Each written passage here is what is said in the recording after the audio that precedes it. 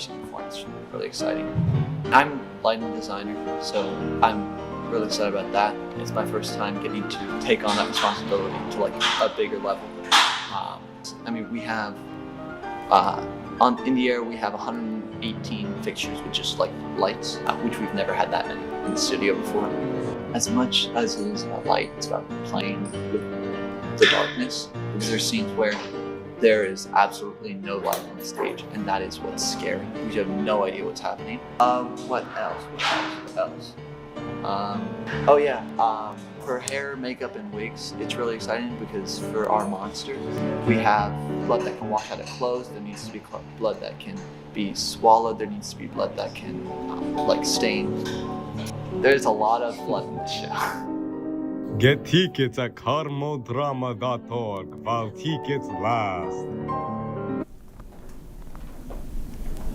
Thank you, Aiden. That looks like a spooky show. Ella, did you know that today's National Black Cat Day? I did not know that. Let's get some more information on this day by sending it over to Josie at the Humane Society. Today I went to the Humane Society for Hamilton County to look at some cats, black cats especially, for National Black Cat Day.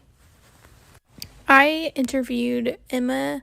She is a Humane Society representative. So how many pets do you get every year?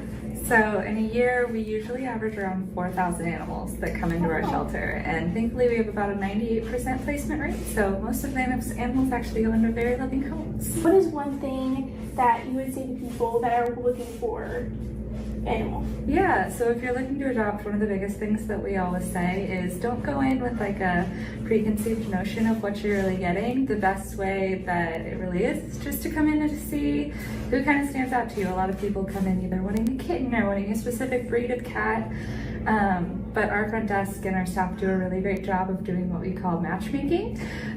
So we know the temperaments of our cats very well. We know kind of who fits into what setting, and usually you come in looking for a kitten. Sometimes it's a senior pet that's best for you, one that's truly well fitting into your home and that really clicks with the family members as well. Let's give our thanks to Emma. Now we're going to take a look at some of the cats at the Humane Society. National Black Cat Appreciation Day is an important day to raise awareness for black cats, to dispel superstitions, and encourage their adoption. Let's all appreciate black cats. Thanks, Josie, for that informative video. If you're interested in adopting, be sure to check out the Humane Society's Adoptable Cat page. A lot of big news has taken place this past month. Let's hear from Alina with her Kaplan Catch-Up to learn more. Hi Carmel, it's Alina Kaplan, and welcome to the second Kaplan Catch-Up. Lots to catch up on, so let's get right into it. In breaking news, arrests made in the Louvre Museum heist. Investigators matched trace DNA that was on a helmet left at the scene to two suspects whose names are not yet publicly released. They live in a suburb of Paris and have dual citizenship in Mali and Algeria, and were attempting to board a plane when they were caught by police and arrested on Saturday. 8 items were stolen, including crowns, necklaces, earrings, and brooches belonging to former French royalty.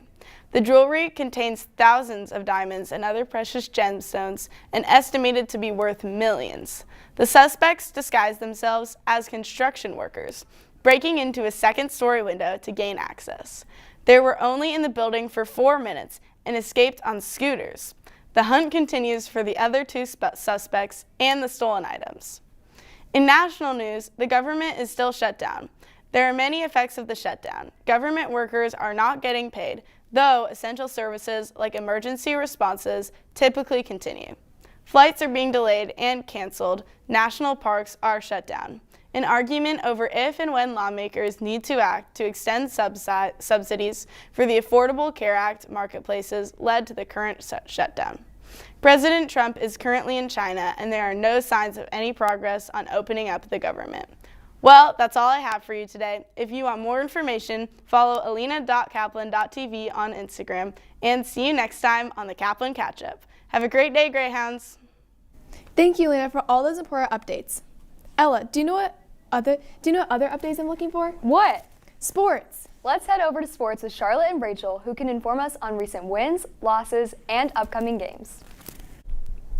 Hey Greyhounds, I'm Charlotte. And I'm Rachel, back with your sports update for the week. This past weekend, both the girls and boys soccer teams were victorious in their semi-state matchups. The boys team was led by Evan Bardos, who scored 3 goals for the Greyhounds, rounding out their 5-0 win against Bloomington South.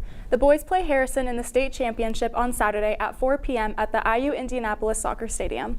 The girls team defeated Center Grove in their semi-state game, led by senior Emma Arrett, who scored 2 goals in the Hounds' 5-2 win. The girls team plays after the boys on Saturday against HSC. The game will start at 6:30. The girls and boys cross-country teams were also successful this weekend as both teams won regionals and advanced to state this Saturday. Good luck to all our sports teams as they prepare for state. Switching over to football, your Greyhounds didn't play this weekend, but the IU Hoosiers and the Colts both had a dominating weekend.